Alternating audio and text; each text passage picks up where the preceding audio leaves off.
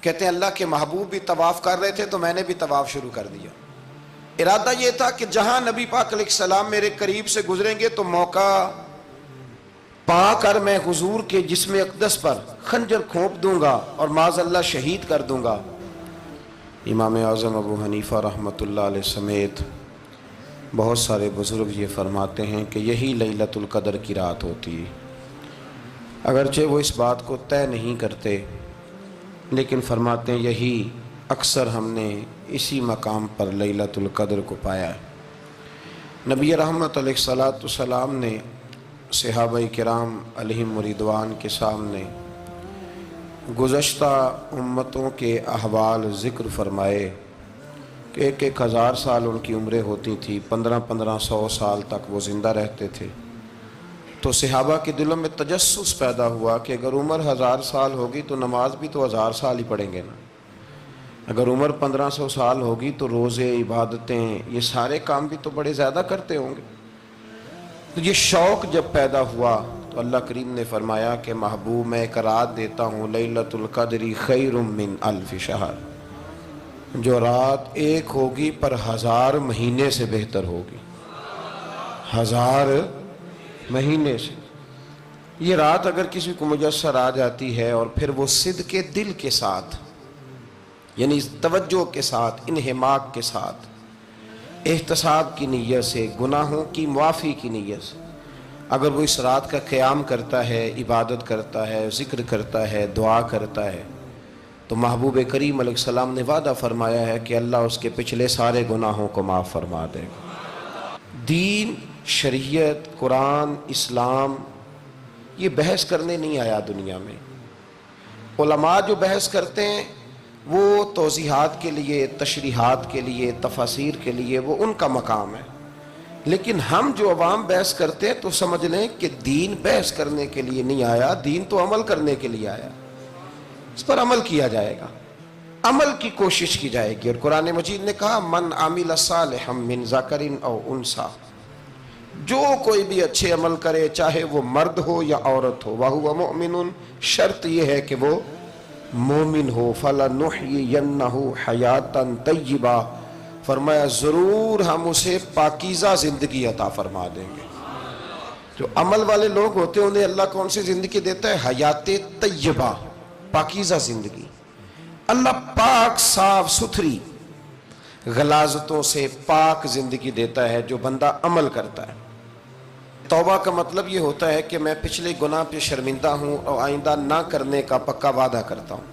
انسان ہے، وعدے کے باوجود بھی کہیں غلطی کر لیتا ہے تو اللہ معاف کرنے والا ہے، لیکن وہ ساری رات روتا رہا، ہر مسجد سے چیخنے کی آواز آئی، اس نے ساری رات مسجد میں رو کے گزاری، لیکن جھوٹ چھوڑنے کا اس کا ارادہ ہی کوئی نہیں۔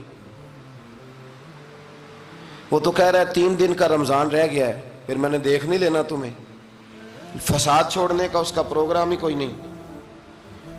وہ تو میاں طے شدہ بات ہے کہ سویرے وہ دکان پہ جائے گا اور صبح جو بیسن بیچے گا نا سموسے اور پکوڑے کے لیے، اس میں بھی ملاوٹ کرنے کا ارادہ رکھتا ہے۔ تو یہ ساری رات توبہ توبہ کہنے کا کیا مطلب ہوا؟ کھل کے ساری رات اس نے توبہ توبہ کی۔ حضرت عمر فاروق رضی اللہ تعالیٰ عنہ کے بارے میں امام ابن جوزی نے لکھا ہے کہ رات کو نا گھر کے اندر بیٹھے بیٹھے اچانک رو پڑے حضرت عمر، 62 سال عمر ہے، خلافت کے آخری ایام چل رہے ہیں، تو رو پڑے ایسے ہی گھر میں بلا وجہ ہی۔ آپ کی اہلیہ نے، زوجہ نے بیٹے کو اٹھایا، فرمایا پتہ کرو تمہارے باپ کو کیا مسئلہ ہے، کہیں کوئی تکلیف تو نہیں، درد تو نہیں، صاحبزادے آئے؟ ابا جی کیا بات ہے؟ فرمایا اماں کو بلاؤ۔ سب لوگ جمع ہو گئے تو جناب عمر فاروق رضی اللہ تعالیٰ عنہ فرمانے لگے کہ بیٹھو میرے ارد گرد۔ سب بیٹھ گئے تو فرمانے لگے آج جب میں مسجد سے نکلا تھا تو میرے نبی پاک کے سچے صحابہ، سچے رسول کے سچے صحابہ، حضور کے سچے غلام یہ کہہ رہے تھے کہ عمر بڑا ہی اچھا ہے، عدل والا ہے، انصاف والا ہے۔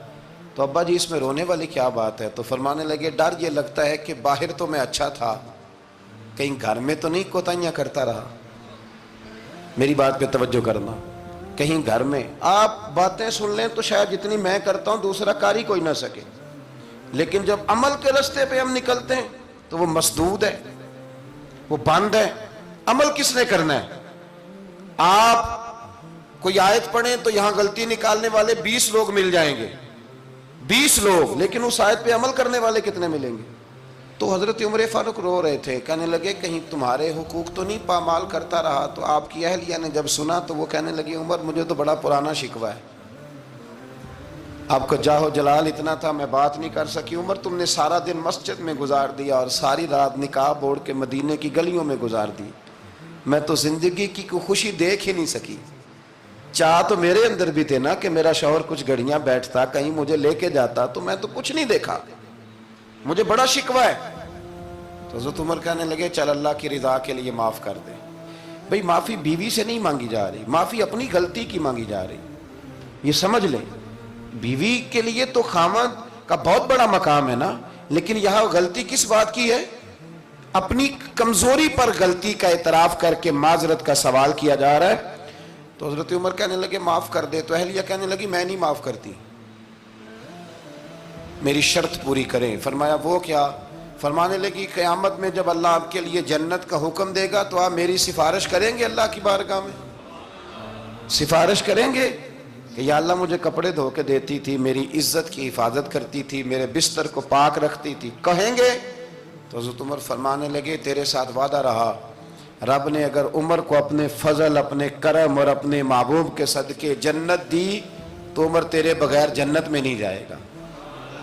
عمل کا رستہ، عمل کا رستہ دیکھیں نا، 2 دفعہ استاد بات کرتا ہے، 2 دفعہ،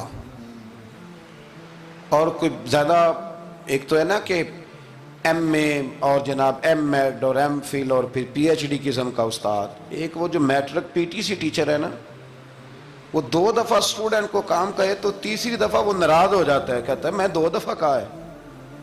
بچے کو آپ 2 دفعہ کہتے ہیں اور اگر تیسری دفعہ کہنا پڑے تو غصہ آتا ہے نہیں آتا؟ بھئی تو نے اتنی دفعہ کہا ہے، تو سمجھ نہیں رہا بات کو۔ اور اگر اللہ کریم قرآن مجید میں سینکڑوں دفعہ کہے نماز پڑھو، سینکڑوں دفعہ، اور یہ بہانے کر رہا ہے، یہ بھی پروگرام بنا رہا ہے، پھر کہتا ہے میں بے چین رہتا ہوں، میں بے قرار رہتا ہوں۔ عمل کا رستہ اس کو اختیار کریں، آپ سکون میں رہیں گے۔ بد عمل آدمی اور بے عمل آدمی یہ ہمیشہ پریشان رہتے ہیں، ہمیشہ۔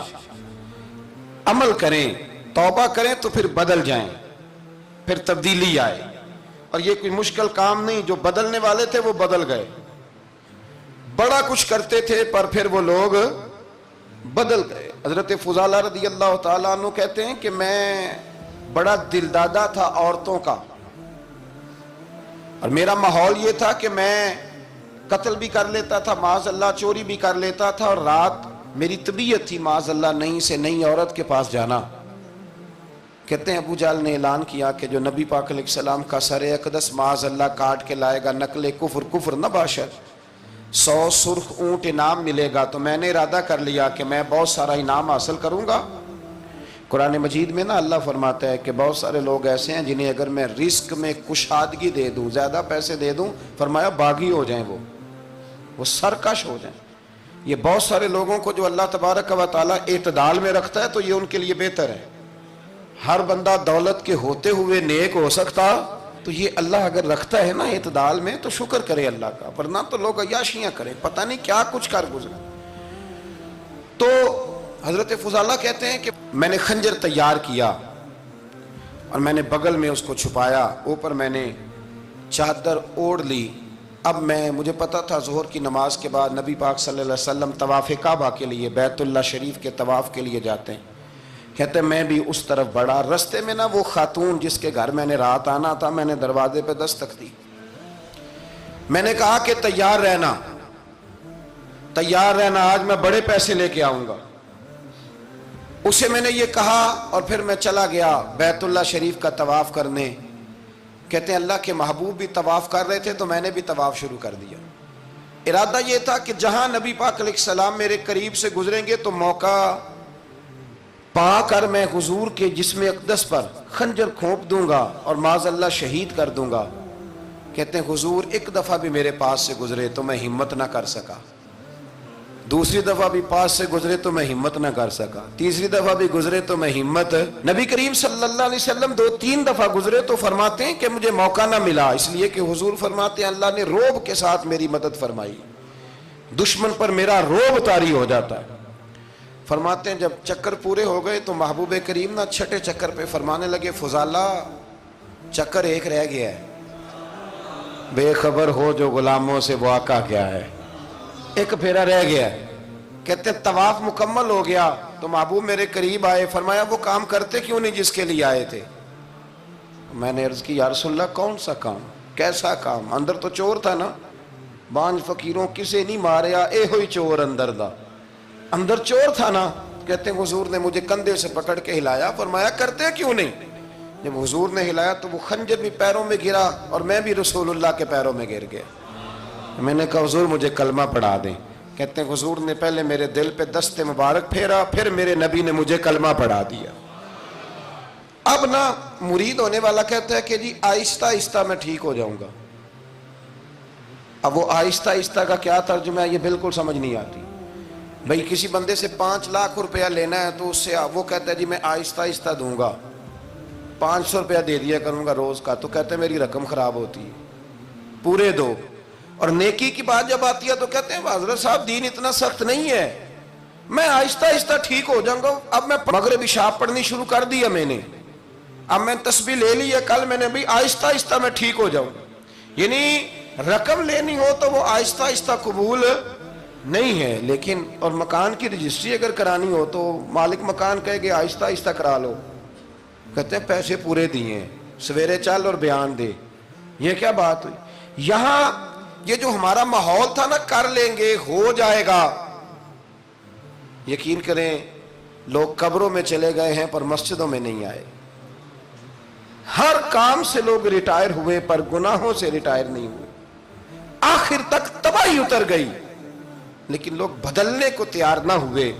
حضرت فضالہ کہتے ہیں ابھی میں نے کلمہ پڑھا، ابھی میں واپس آیا، رستے میں وہ بی بی کھڑی تھی، کہتے ہیں میں وہ شخص تھا کہ عورتیں مرتی تھی میرے اوپر اور کسی کی جرت تھی کہ وہ آئیں بائیں شائیں کرے، لیکن فرماتے ہیں میں بی بی کے پاس سے گزر گیا۔ پہلے تو اس کا خیال تھا رکے گا، لیکن جب میں رکا نہ تو دروازے پہ آئی، اور جب میں گزر گیا تو اس نے آواز دی، لیکن میں نے سنی انسنی کر دی۔ جب آگے بڑھا تو میرے پیچھے دوڑی۔ فرماتے ہیں مجھے پکڑ کے کہنے لگی فضالہ تجھے کیا ہوا، تو وہی نہیں جو یہاں سے گیا تھا؟ آپ فرماتے ہیں میں کبھی نہیں رویا تھا، میں کبھی نہیں رویا تھا۔ اور جب کہا نا تو وہی نہیں، کہتے میں نے سر اٹھایا تو میری آنکھوں میں آنسو تھے۔ میں نے کہا میں جو گیا تھا وہ نہیں ہوں، اب تو میں محمد عربی کا غلام بن گیا، اب میں وہ نہیں ہوں، اب نہیں ہو سکتا کہ کوئی میری نظر میلی ہو جائے، یہ کیسے ممکن ہے؟ اب نا اسلام کی تعریف ہم نے یہ کی ہے کہ خبردار کوئی ہمارے قریب نہ آئے، ہم کسی کو بات نہیں کرنے دیتے کہ ہم مسلمان ہیں، ہم بات نہیں کرنے دیتے۔ پتہ کیا بات ہے؟ ایک میری یہ تقریر ہوتی ہے ممبر پہ، اور ایک میرا عمل ہوتا ہے جب میں سفر کرتا ہوں، جب میں گاڑی میں بیٹھتا ہوں، جب میں دوستوں سے ملتا ہوں۔ جب ان دونوں باتوں میں تضاد آتا ہے نا، تضاد، تو لوگ تقریر کو جذبات نہیں کہتے، ایک فن بن جاتی ہے تقریر۔ آپ کو پتہ ہے نا وائزین نعت خواں کہتے ہیں میں نے محفل لوٹ لی، پھر لوگ شمار کرتے ہیں کتنے لوگوں نے سبحان اللہ کہی، پھر لوگ شمار کرتے ہیں کہ آج 5 بندے روئے بھی تھے جب میں تقریر کر رہا تھا۔ تو پھر یہ فن ہے، یہ جذبات کا اظہار۔ سمجھ لیں بات کو کہ عمل جب آپ نہیں نہ کرتے عمل، تو آپ خود بڑے بے چین رہتے ہیں کہ یار یہ میں کیا کر رہا ہوں، یہ کون سا گورکھ دھندا ہے کہ میرا عمل صفر ہوتا جا رہا ہے۔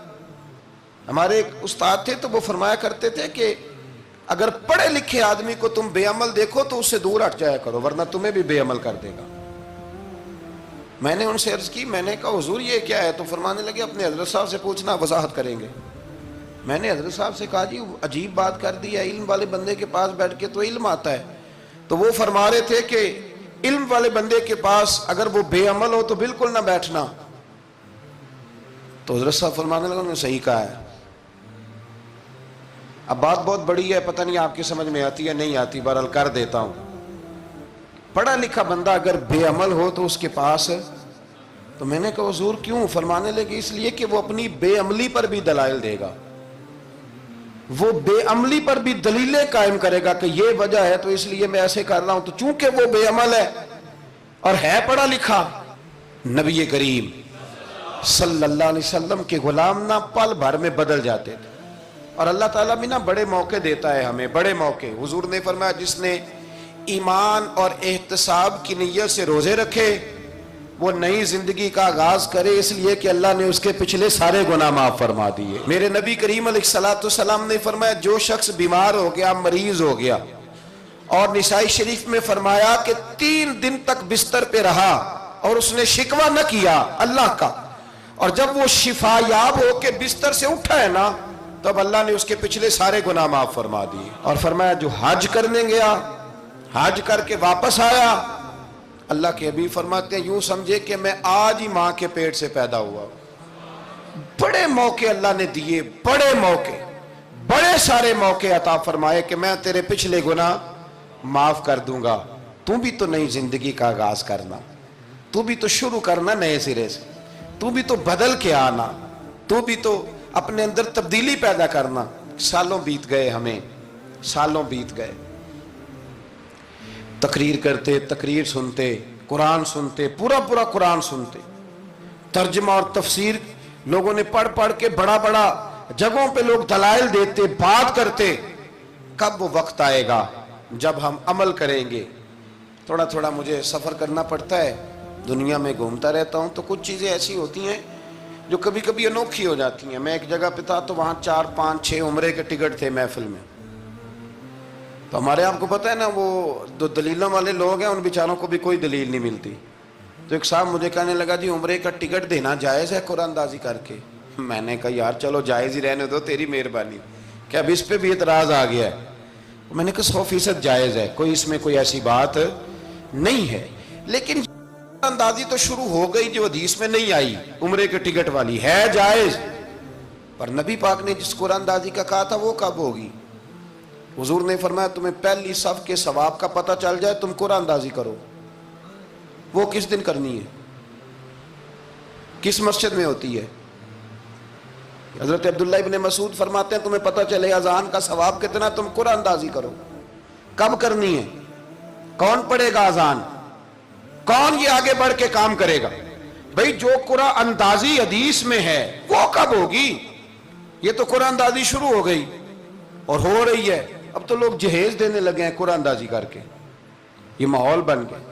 دین عمل کرنے کے لیے آیا ہے، جو حکم میرے نبی پاک کے غلاموں کو ملا انہوں نے عمل کر کے دکھایا، انہوں نے عمل کر کے دکھایا، وہ عمل کے میدان کے لوگ تھے۔ حضرت ابوبکر صدیق سے زیادہ روایات مروی نہیں ہیں، اگر ڈھونڈنے نکلو گے تو زیادہ قول نہیں ملیں گے ان کے۔ حضرت عمر فاروق کے زیادہ اقوال، زیادہ ارشادات آپ کو نہیں ملیں گے۔ حضرت سیدنا عثمان غنی کی زیادہ باتیں آپ کو نہیں ملیں گی، ان کا عمل ملے گا، ان کا کردار ملے گا، ان کا لب و لہجہ ملے گا، زندگی گزارنے میں کیا طریقہ اختیار کیا وہ آپ کو ملے گا۔ اب تو وہ لوگ رخصت ہو گئے جن کے عمل سے لوگ زندگی پکڑتے تھے، عمل سے، کردار سے۔ تو عمل کا رستہ کب اختیار کریں گے، آگے کب بڑھیں گے؟